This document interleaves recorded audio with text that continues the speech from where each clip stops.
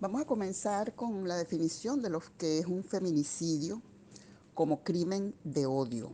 Y eso es importante tenerlo claro porque a veces se confunden cualquier asesinato contra una mujer como un feminicidio y no es así.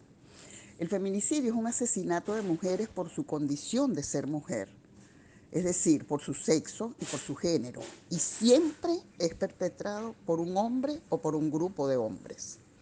Este tipo de asesinato constituye una de las primeras causas de muerte hoy en día de la población femenina, y eso es importante tenerlo en cuenta, ¿no? Que es una de las causas de muerte de las mujeres, los feminicidios, o sea, el crimen de odio contra una mujer.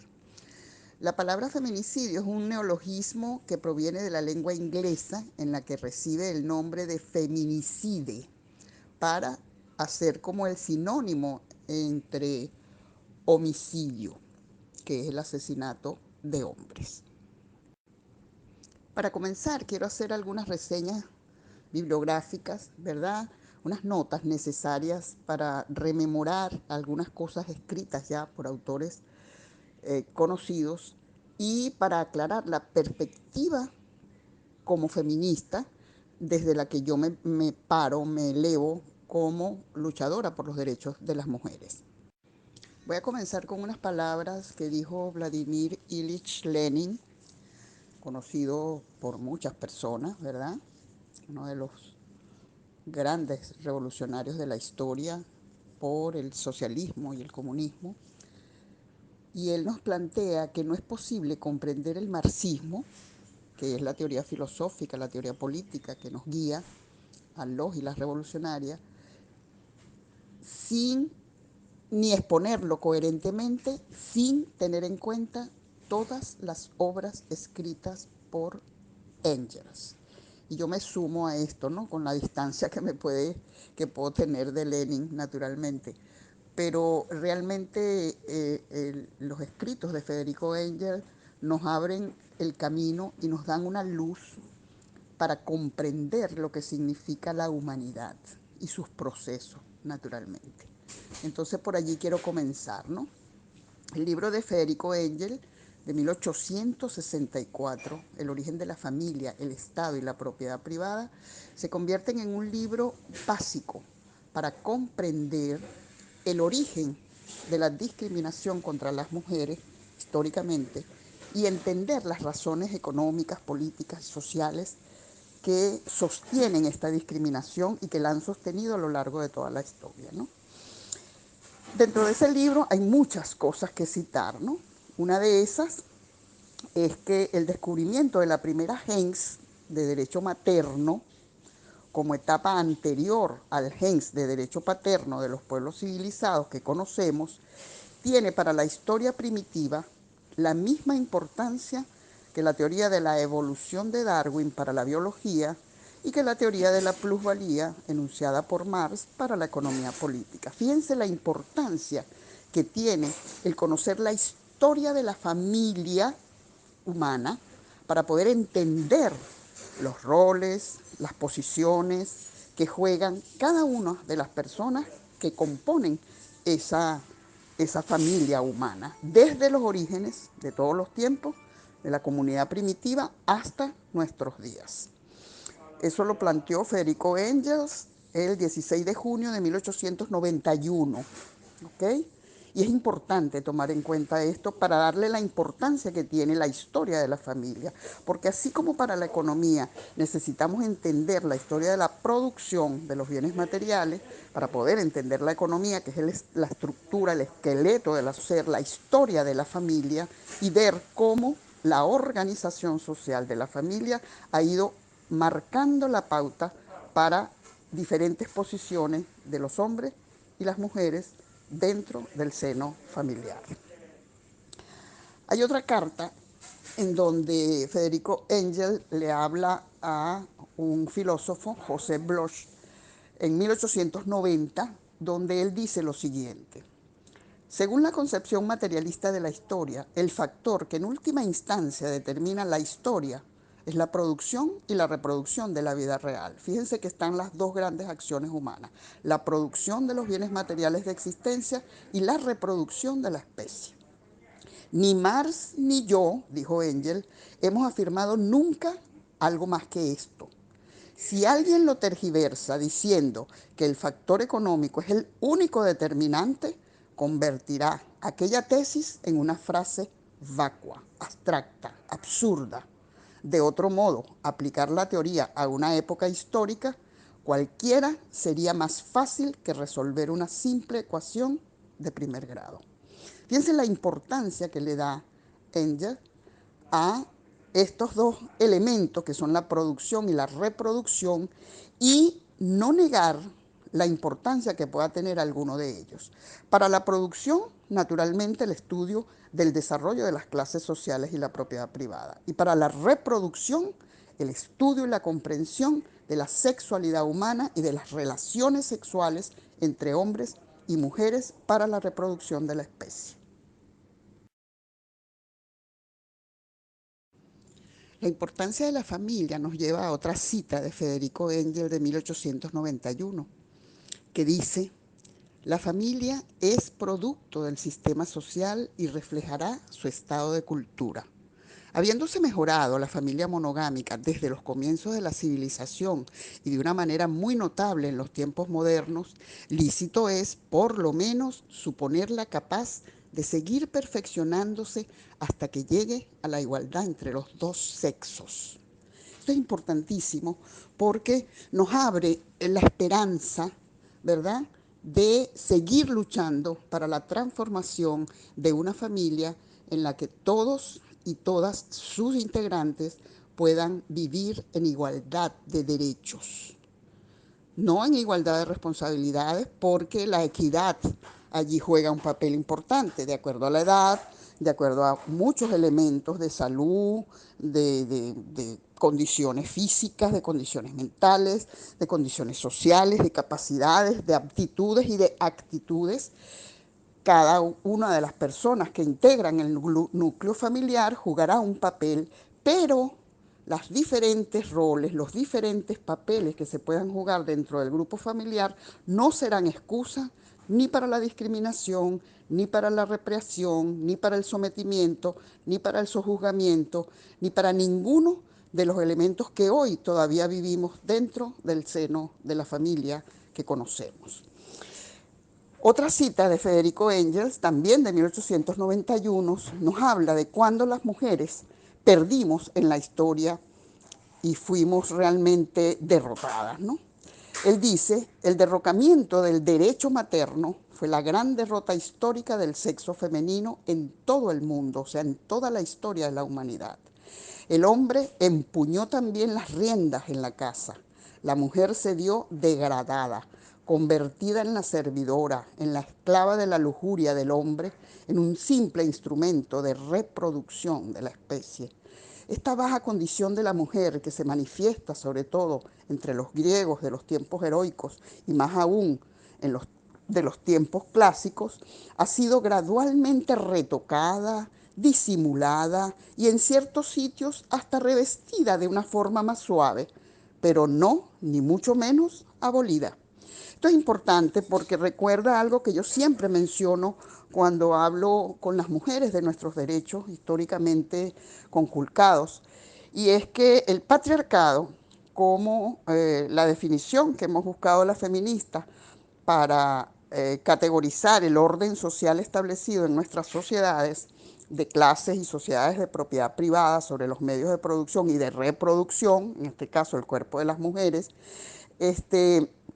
ha hecho que consideremos al patriarcado metaestable, lo dice una filósofa española, Amorós, feminista, y ella dice que el patriarcado es metaestable, pero ¿qué significa que sea metaestable el patriarcado?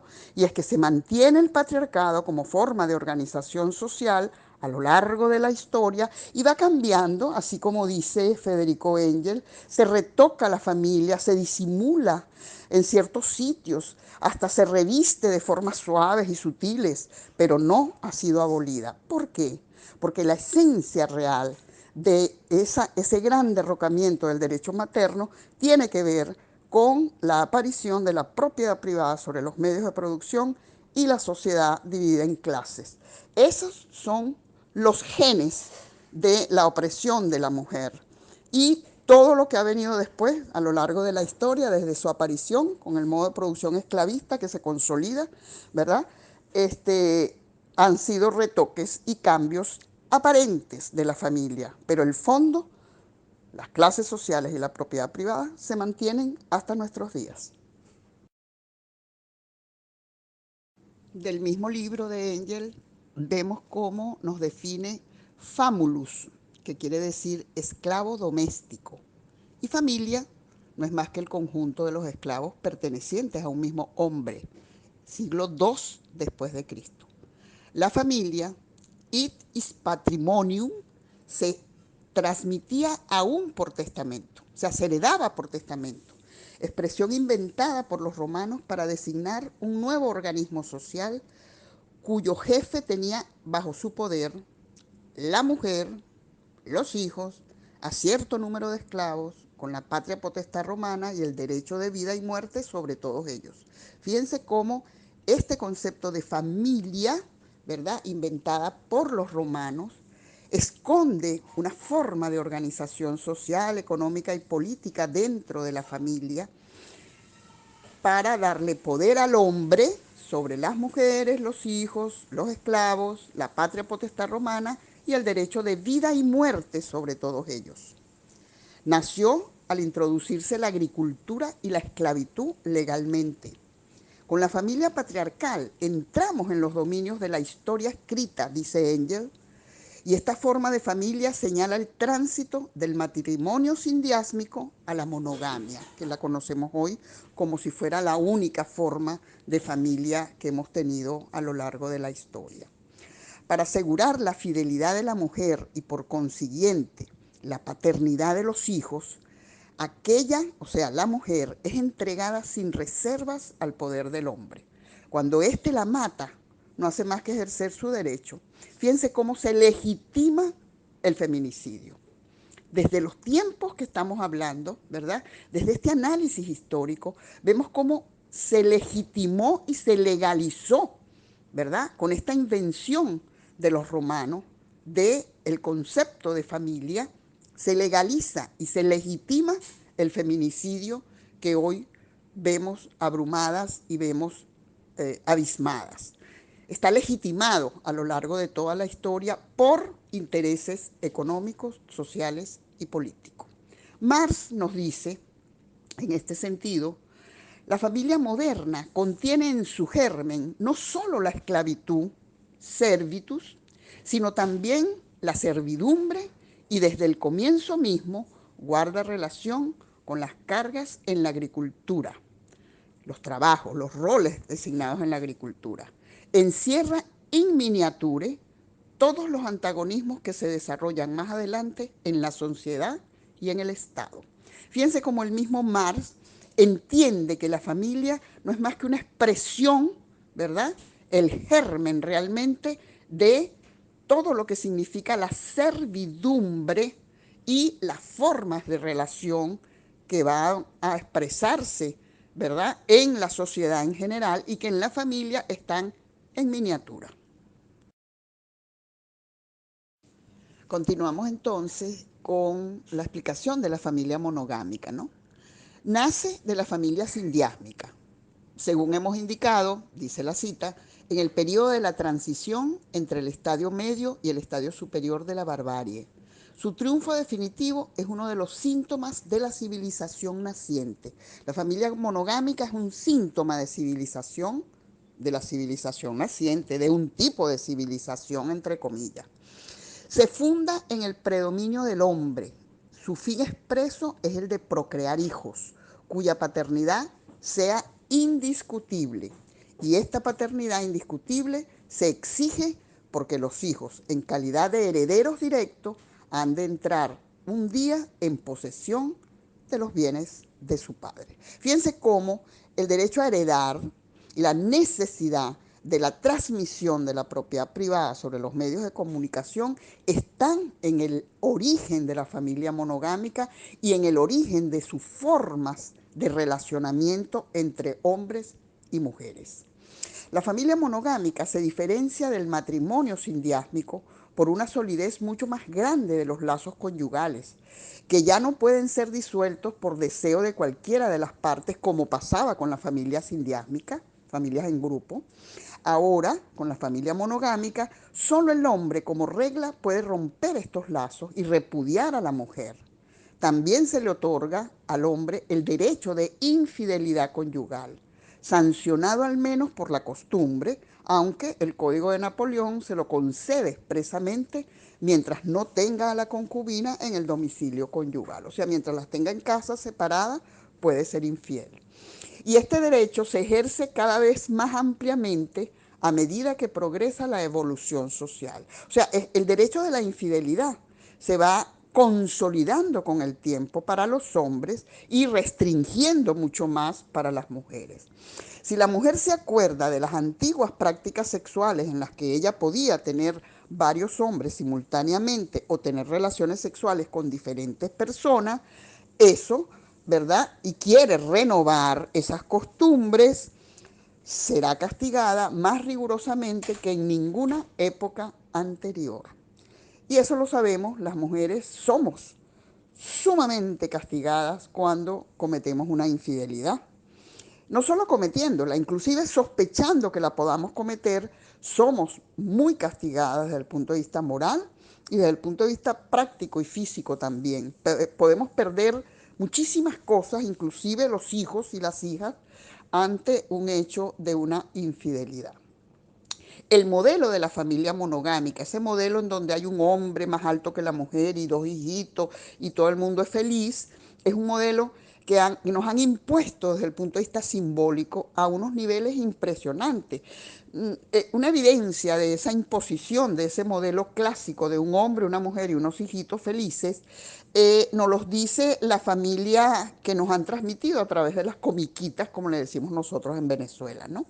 Una foto de la familia Picapiedra no es más que una foto de Pedro, Vilma y Bebel, la niñita, porque es una familia clásica monogámica en la edad de piedra, cosa que es absurda porque en la edad de piedra la familia monogámica no existía todavía.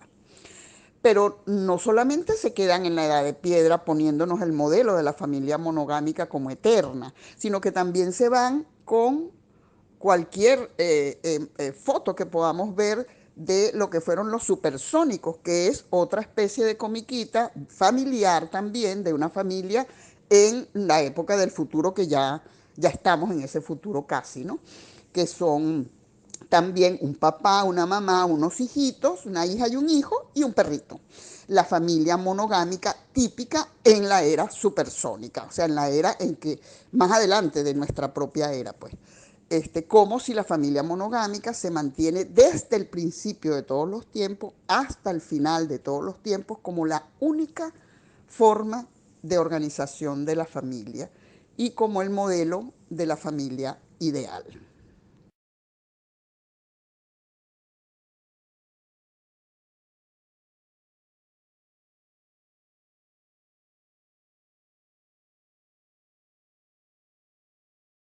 Él cita a Marx, que dice, que señala que la situación de las diosas en la mitología nos habla de un periodo anterior en que las mujeres ocupaban todavía una posición más libre y más estimada. En los tiempos heroicos vemos ya a la mujer humillada por el predominio del hombre y la competencia de las esclavas. La existencia de la esclavitud junto a la monogamia, la presencia de jóvenes y bellas cautivas que pertenecen en cuerpo y alma al hombre, es lo que imprime desde su origen un carácter específico a la monogamia, que solo es monogamia para la mujer y no para el hombre. En la actualidad se conserva todavía este carácter. Fue la primera forma de familia, la monogamia, que no se basaba en condiciones naturales, sino en condiciones y intereses económicos, y concretamente en el triunfo de la propiedad privada sobre la propiedad común primitiva, originada espontáneamente. preponderancia del hombre en la familia y procreación de hijos que solo pudieran ser de él y destinados naturalmente a heredarle. Tales fueron abiertamente proclamados por los griegos los únicos objetivos de la monogamia. Por lo tanto, el matrimonio para ellos, para los griegos, es una carga, es un deber para con los dioses, con el Estado y con sus propios antecesores. Y debe ser que se veían obligados a cumplir, ese deber, perdón, que se debían obligados a cumplir. El matrimonio y la monogamia es una imposición económica, social y política, no es una forma de organización natural, como fue, por ejemplo, la primera división del trabajo, que fue una división sexual para arreglar los asuntos de la reproducción de la especie, pero que en ningún momento le otorgaban primacía a ninguno de los sexos sobre el otro. Las divisiones naturales de la humanidad que responden a necesidades naturales por lo general no conllevan discriminaciones. Los que llevan y conllevan discriminaciones en su gen, en su origen, son las divisiones sociales del trabajo por razones económicas, políticas y sociales. La monogamia entonces no aparece de ninguna manera en la historia como una reconciliación entre el hombre y la mujer o como una mayor unidad o un amor más bonito como mucha gente cree, y menos aún como la forma más elevada del matrimonio. Por el contrario, entra en escena la monogamia como forma del esclavecimiento, ¿verdad?, de un sexo sobre el otro, de las mujeres esclavizadas por los hombres, como la proclamación de un conflicto entre los sexos. La monogamia no es más que un conflicto entre los sexos, lo dice Marx, desconocido hasta entonces en la prehistoria humana. Ese conflicto, ese enfrentamiento, esa oposición de los sexos que hoy consideramos natural y que la gente dice, no, el sexo opuesto es el hombre y el sexo opuesto al hombre es la mujer. Cosa que no es verdad, porque no somos sexos opuestos, somos sexos diferentes, que es distinto ser diferente a ser opuesto. Los opuestos se enfrentan, los diferentes se respetan y hasta pueden amarse.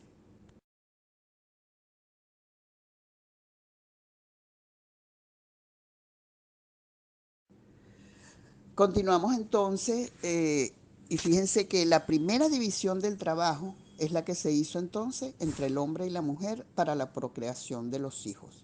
Es importante allí señalar que cuando la división del trabajo se ha hecho de manera natural, no hay discriminación de uno sobre el otro.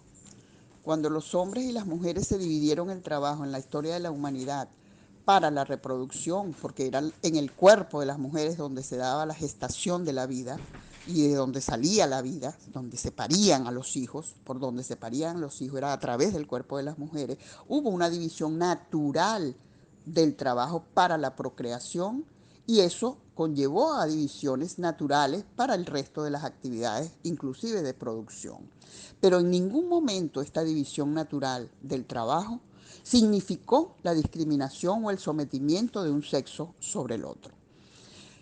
Hoy puedo añadir, dice Marx, dice Engel, perdón, el primer antagonismo de clases que apareció en la historia coincide con el desarrollo del antagonismo entre el hombre y la mujer en la monogamia.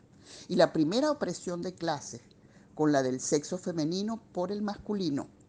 La monogamia fue un gran progreso histórico, pero al mismo tiempo inaugura, juntamente con la esclavitud y con las riquezas privadas, aquella época que dura hasta nuestros días y en la cual cada progreso es al mismo tiempo un regreso relativo y el bienestar y el desarrollo de unos verifícanse a expensas del dolor y de la represión de otros. La monogamia es la forma celular de la sociedad civilizada, en la cual podemos estudiar ya la naturaleza de las contradicciones y de los antagonismos que alcanzan su pleno desarrollo en esta sociedad.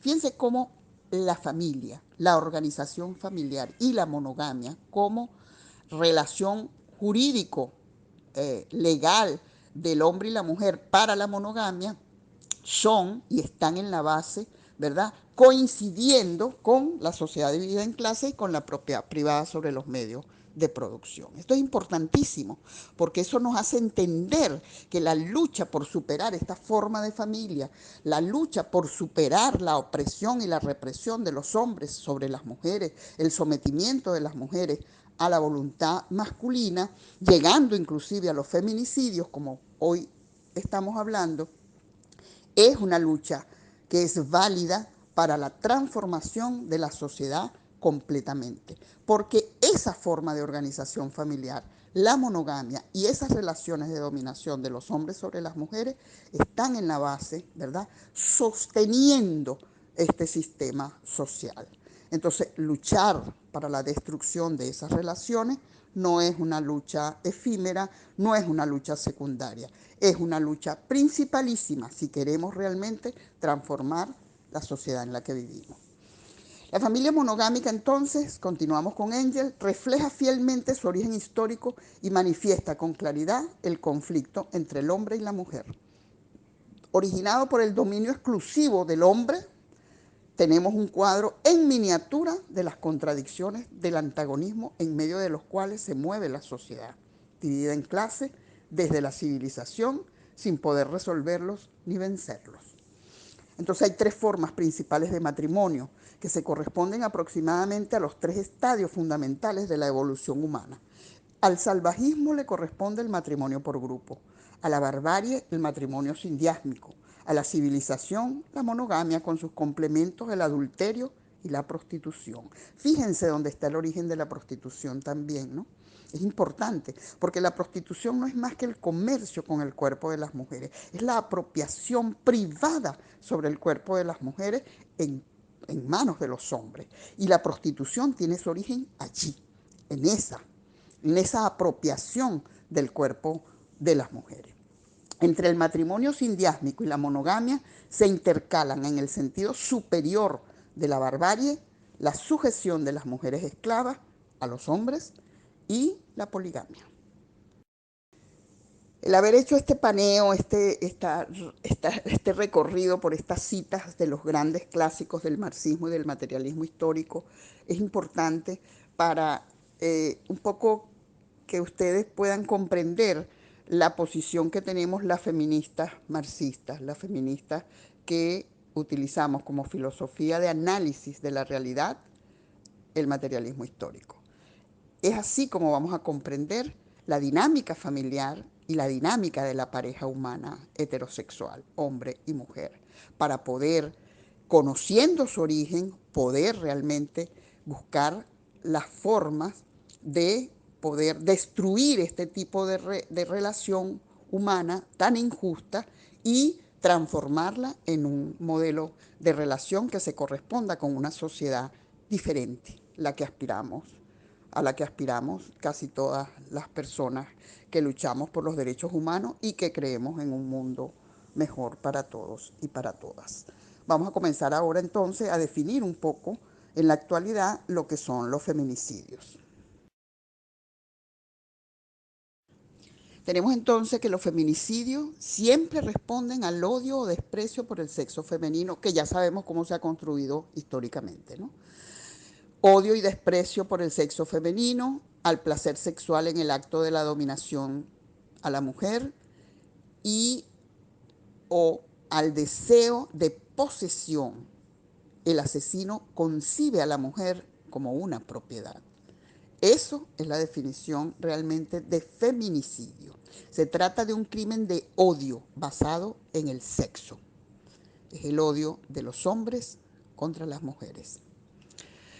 Los feminicidios no son más que el resultado de un proceso previo de otras formas de maltrato hacia la mujer, eventuales o recurrentes, y perpetradas por un desconocido o por un conocido en la mayoría de los casos.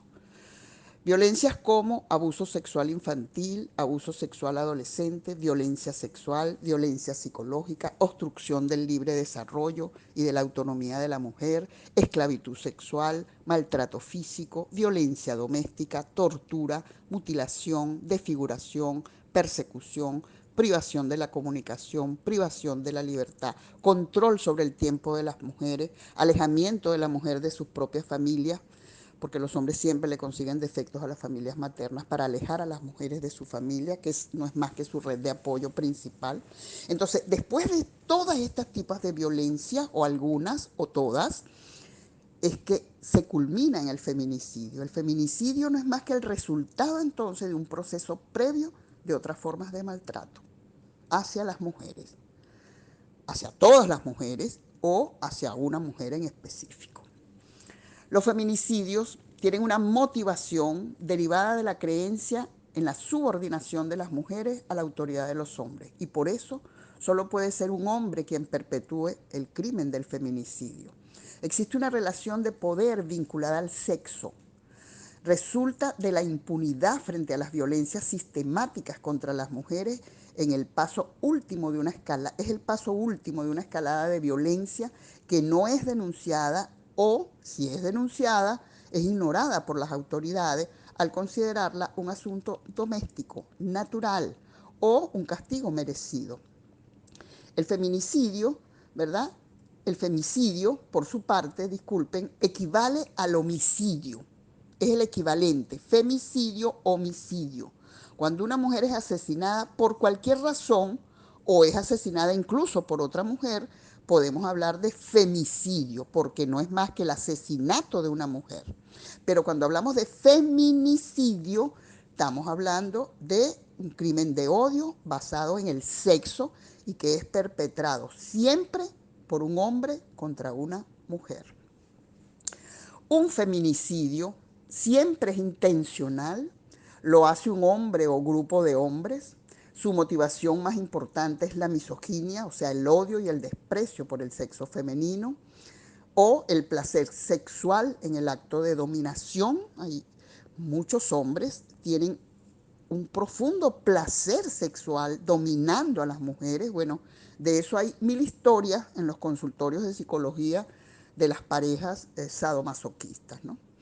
Siempre es consecuencia de otras violencias en el momento y antes de que ocurra el feminicidio, y es un acto de dominación y de sentido de propiedad del hombre sobre la mujer. El cuerpo de la mujer se exhibe deliberadamente para transmitir un mensaje de poder masculino, patriarcal, y darle al colectivo de las mujeres un castigo ejemplarizante para que las otras mujeres tengan miedo y sean sumisas ante el poder masculino.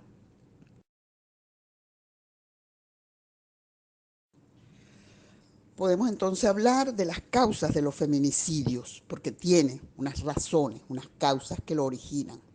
El lugar ocupado por las mujeres en la producción de bienes materiales y el lugar ocupado por las mujeres en la reproducción de la especie, o sea, el papel que juegan hombres y mujeres en la sexualidad humana.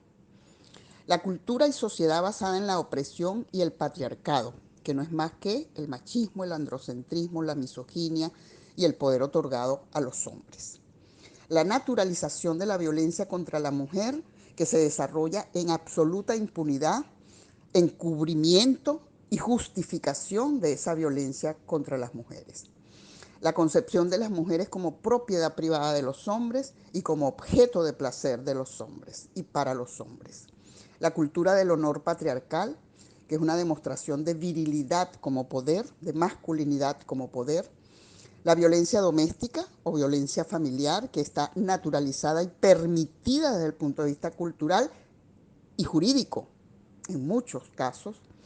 El aborto selectivo, que es un aborto deliberado de fetos femeninos, o el infanticidio femenino, bien por preferencia cultural a los hijos varones o bien por políticas de control de natalidad aplicadas por algunos estados, y de esto hay cantidad de investigaciones hechas por investigadoras, valga la redundancia, feministas. El crimen organizado, que esconde en su seno todo lo que tiene que ver con tráfico y trata de mujeres y de niñas. Este crimen organizado en general, pero también el crimen organizado particularmente todo lo que es la industria del sexo, la pornografía, la prostitución, todo eso está en las causas de los feminicidios, junto con todo lo que he mencionado hasta ahora. Es importante tener esto claro para saber que los hombres no matan por capricho a las mujeres. Hay también unas características de los feminicidios que debemos tener claras, ¿no? Primero, señales de abuso sexual en el cuerpo de la víctima, acto único o recurrente. Mutilaciones y maltratos degradantes infligidos en el cuerpo, hayan sido hechos en vida o después del asesinato. Incluye también cualquier manifestación de necrofilia. Exhibición del cadáver en un lugar público. Existencia de una relación afectiva de confianza o de intimidad entre el victimario y la víctima. Antecedentes de acoso o maltrato físico, psicológico o sexual en cualquier ámbito, privado o público, laboral, sea este doméstico, escolar o laboral. Privación de la libertad o de la comunicación independientemente de la duración de la misma. Puede haber sido una privación recurrente en el tiempo de la comunicación de la víctima, la aisló, como hicieron con Linda Loaiza, que la agarró durante 4 meses y la encadenó en un apartamento para torturarla. O puede ser una privación circunstancial. Le quita el teléfono a la mujer, le rompe todos los medios de comunicación y la maltrata por un rato, luego la deja. ¿Ok? Siempre los asesinatos de las mujeres como feminicidio, o sea, como crímenes de odio, tienen unas secuelas y una historia que se pueden leer en el cuerpo de la víctima. Hay también una tipología de los feminicidios según el ámbito donde ocurre el crimen, según la relación con la víctima y según la motivación específica que tuvo el agresor. Feminicidios íntimos se llaman cuando el hombre y la mujer han sostenido o sostienen una relación de pareja, noviazgo, matrimonio, aventura, peor es nada, cualquier tipo de relación erótico-afectiva. Suele relacionarse con celos, posesión y dominación. Ese es el feminicidio íntimo, que está en la intimidad de la pareja, relacionado con la intimidad de la pareja.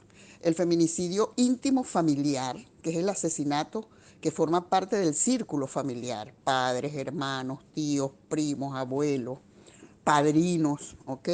Personas íntimas, conocidas, que cometen el feminicidio. Y el feminicidio no íntimo, en donde no hay una relación íntima o familiar con la mujer, entre la mujer y el asesino o sus asesinos, tales como un violador casual, un compañero de estudio o de trabajo, un grupo de hombres que andan por ahí en manada a la casa de mujeres. Hay variedades específicas relacionadas con motivaciones adicionales a las ya mencionadas que tienen que ver con toda la interseccionalidad que hace a las mujeres vulnerables para la violencia. Hay feminicidio racial, lésbico, serial. Es un hombre que asesina mujeres y sigue un patrón de asesinato.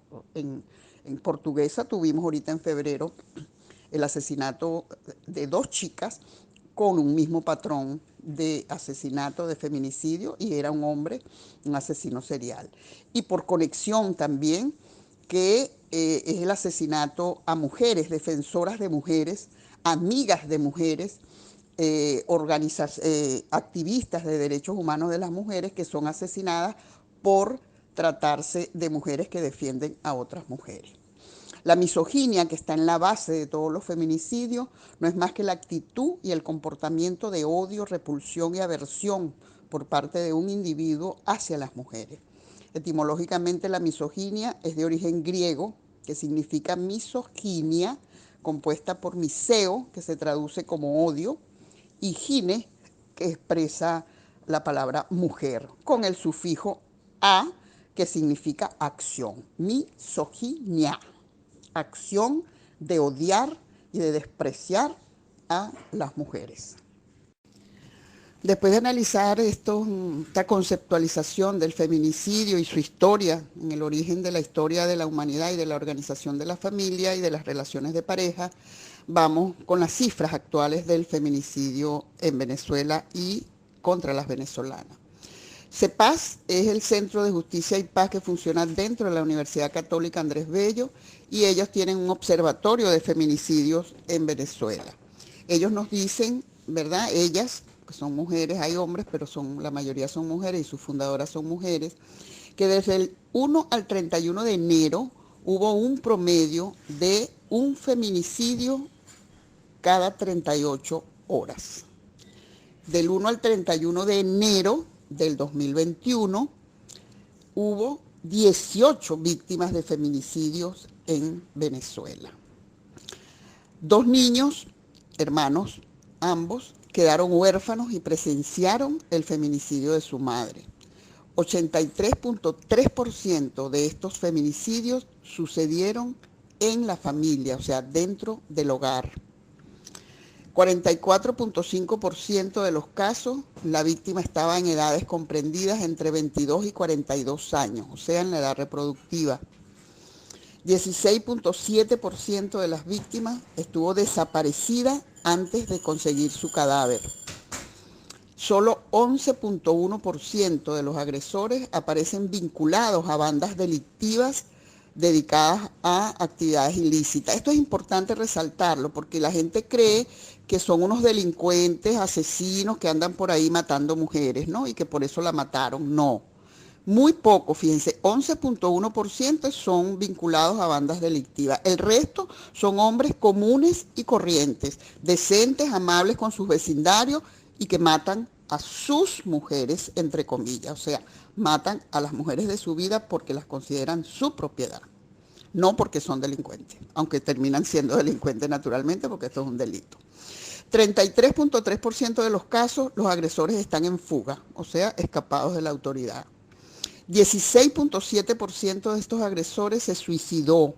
También esto es importante porque esto nos dice cómo el feminicidio responde a una cultura patriarcal que inclusive afecta y violenta al mismo hombre, que termina siendo él víctima de su propio odio, ¿no? Cuando él cae en cuenta después de asesinar a la mujer que la asesinó, que la mató, reacciona suicidándose en este grupo de 18 feminicidios del mes de enero.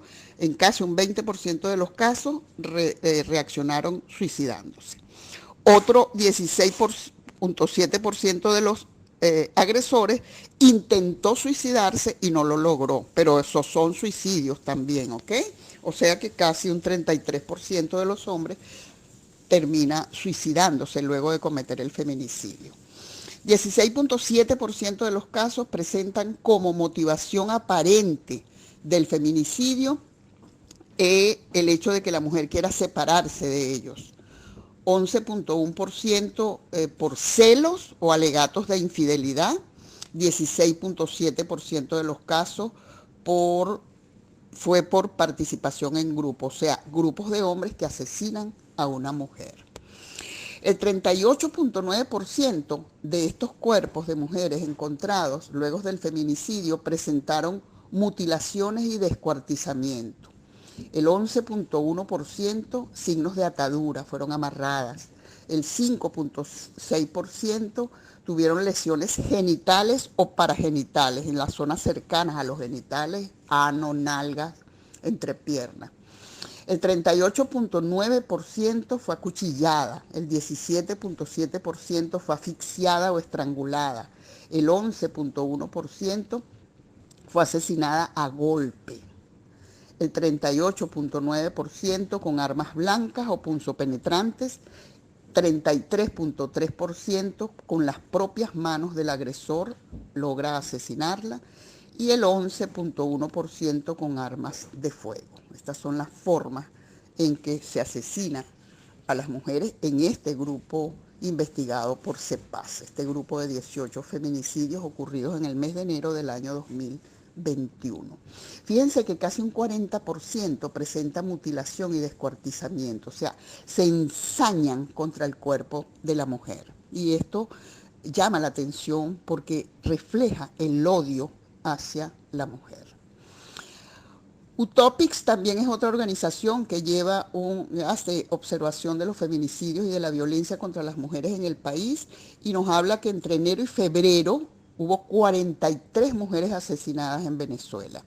Solo en una semana murieron 4 mujeres en Portuguesa y en el estado Bolívar también hubo varios feminicidios continuados, creo que fueron 2. El feminicidio entonces es una arista de la violencia que sufrimos las mujeres Cuando una mujer es asesinada, viene padeciendo una cadena de violencia en la cual el Estado es responsable de esa violencia, porque el Estado permite la impunidad de todas las formas de violencia que van progresando en escalada hasta llegar a los feminicidios como la violencia letal y más fuerte contra las mujeres. Las mujeres venezolanas en el exterior también están siendo asesinadas, ¿no? Del 1 al 31 de enero del 2021 hubo 10 feminicidios de mujeres venezolanas en el exterior. 60% de esto sucedió en Colombia, 20% en Perú, 50% estaban en edades entre 19 y 27 años, o sea, muy jóvenes. Hubo un femicidio frustrado, un intento de femicidio que no logró matar a su víctima. Hubo 9 niños y niñas venezolanos que quedaron huérfanos. 3 de estos presenciaron el femicidio de su madre.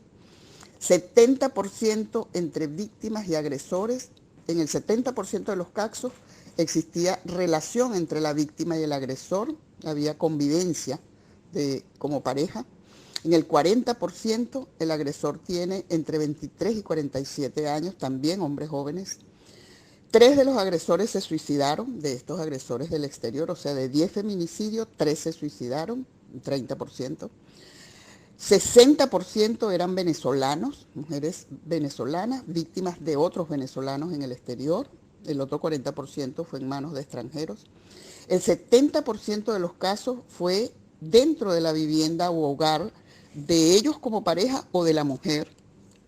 20% de las mujeres asesinadas sufrieron mutilaciones, descuartizamientos o acuchillamientos, 10% con signos de atadura, 40.9% con heridas de bala. Fíjense que en el exterior el arma, las balas tienen más porcentaje que dentro de Venezuela.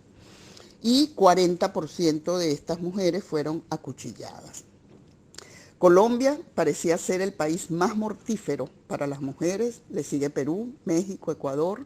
En los primeros puestos de esta escalofriante clasificación, fuera de la región latinoamericana, aparecen también en orden Estados Unidos, Canadá, Reino Unido y España, demostrando que el fenómeno ha asumido un carácter global.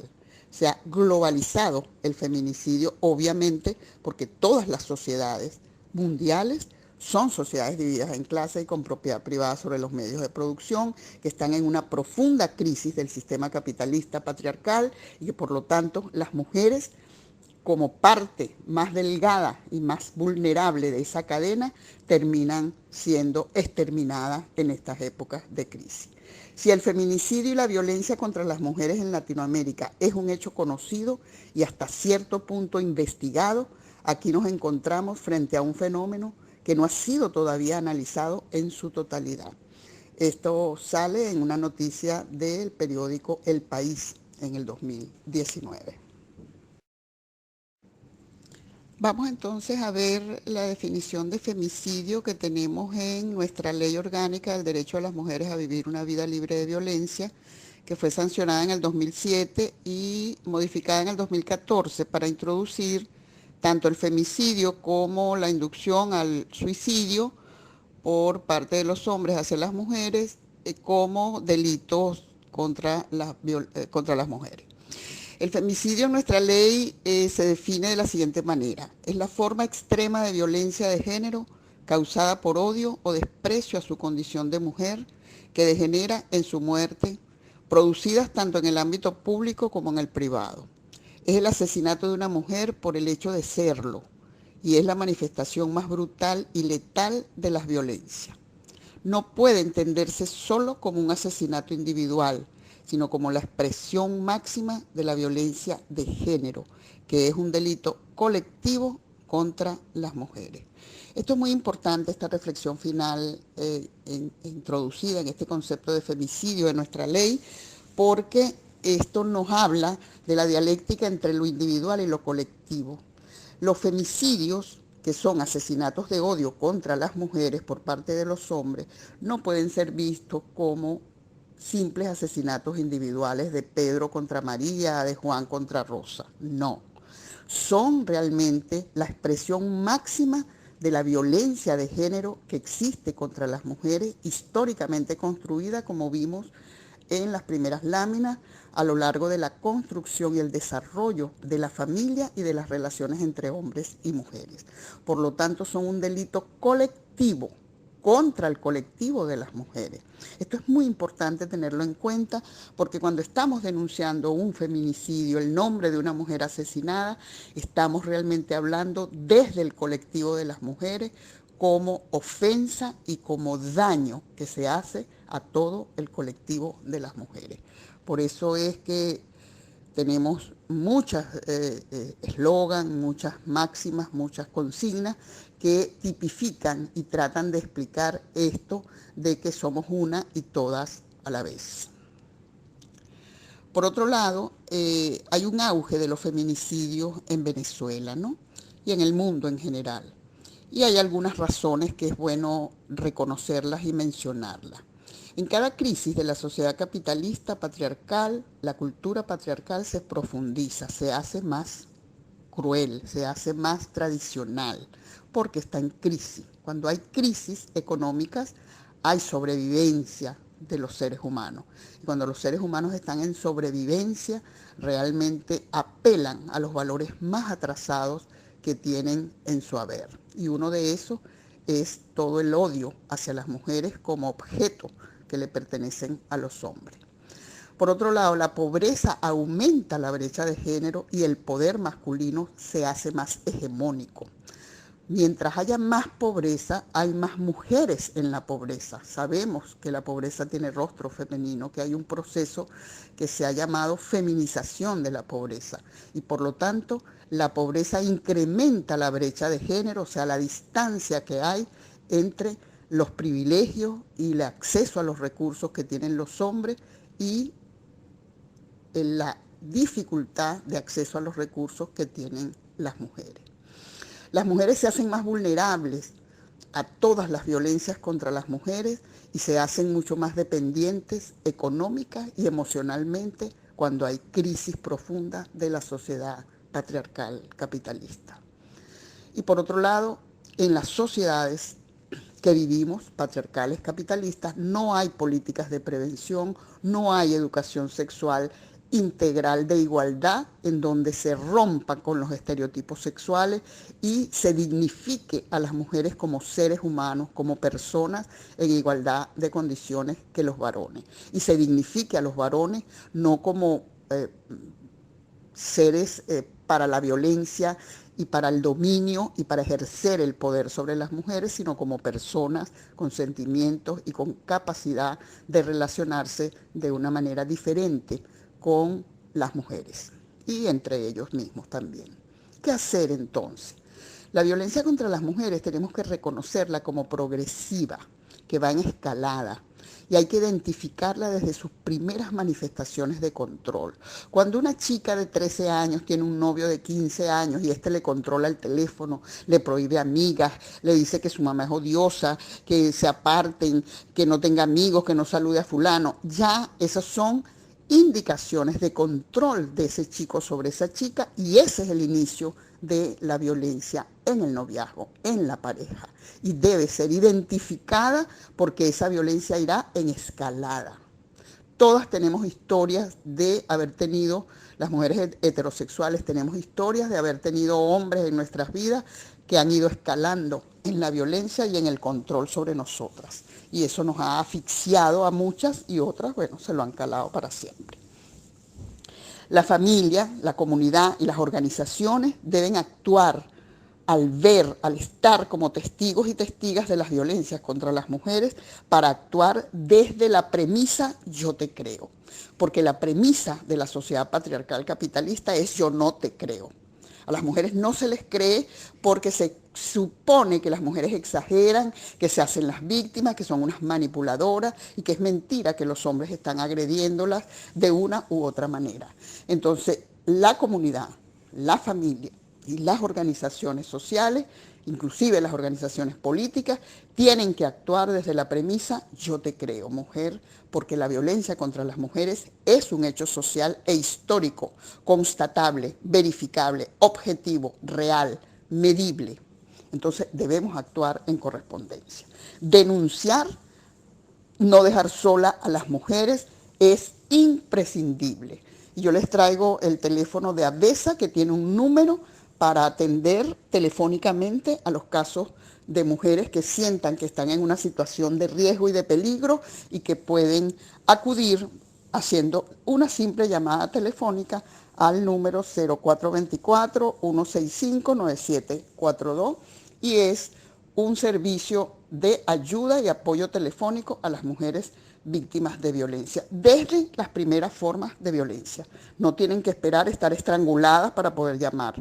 Desde los primeros síntomas de control sobre la vida de las mujeres tienen que denunciar y buscar apoyo con personas y otras mujeres especializadas que pueden darle el apoyo y la orientación necesaria.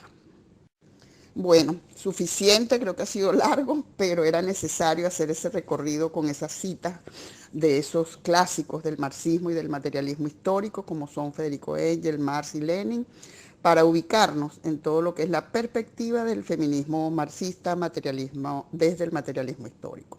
Muchas gracias por haberme permitido compartir con ustedes estas reflexiones. Sigamos luchando por una sociedad más justa y retomemos estas palabras de Rosa Luxemburgo que dice: por un mundo donde seamos socialmente iguales, humanamente diferentes y totalmente libres. Muchas gracias.